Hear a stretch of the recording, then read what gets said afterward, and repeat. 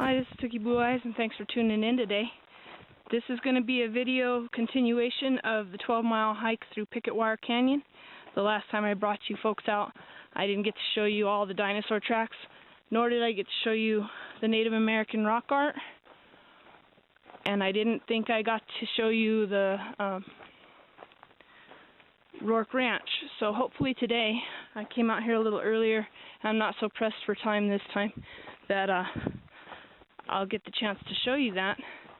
So this is the mouth of the canyon where the trailhead starts, and this is actually the portion that I dread the most on the way back, because by the time you're done with the hike, your legs feel like jello and you're not really in the mood for something as steep and rocky as this is. So stick with me, people, and hopefully I'll get to show you some of the stuff I missed last time. Once again, just an example of how steep this first little bit of the trail is. And it's really rocky, so you got to watch your step. Okay, approximately 1.12 miles into the trek, we come to this old settlement building.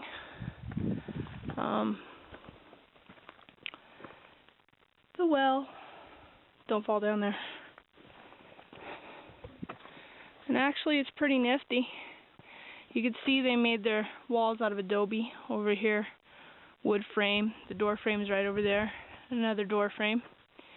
And an old spring mattress. Now see, that wall there is made out of adobe, but the rest is stone packed with mud.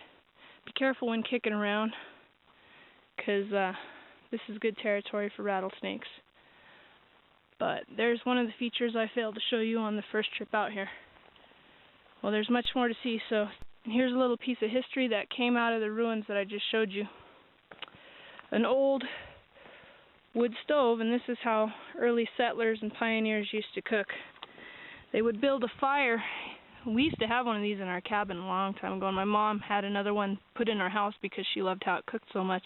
She'd build your fire down in here, and then your oven, there should be another compartment down here where you build another fire for the oven, and it'll heat the oven, and then you have your burners up here, and of course your chimney comes out right there.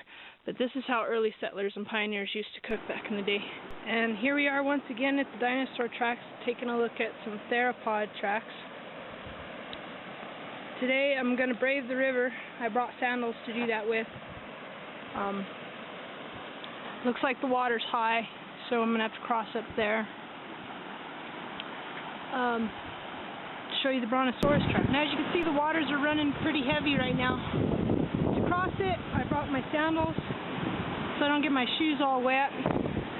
And I'm going to have to find a nice pole, sturdy pole, to help me cross with, because it's running pretty swiftly. We've had a couple of days of rain, so it's not a big surprise that it's looking like that. So stay tuned. I'm going to get across here. Okay, and here we are at the brontosaurus tracks. They're full of water right now.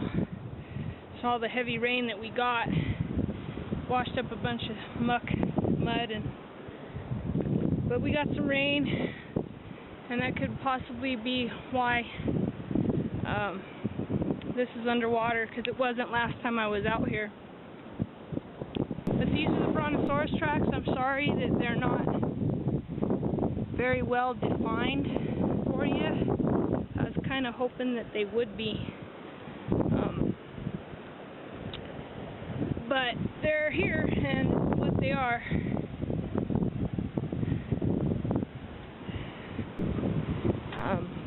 Thanks, Kit. That was beautiful. Okay, well here we are at the second set of pictographs, rock art. You can see them up on the walls here in between these two rocks. And I marked them with GPS points, and I will post that in case anybody else wants to come up here, because I've looked and looked and looked all over the web, and I couldn't find exact locations for these, so it's a little bit of a hunting expedition to find them. Either that or it's word of mouth.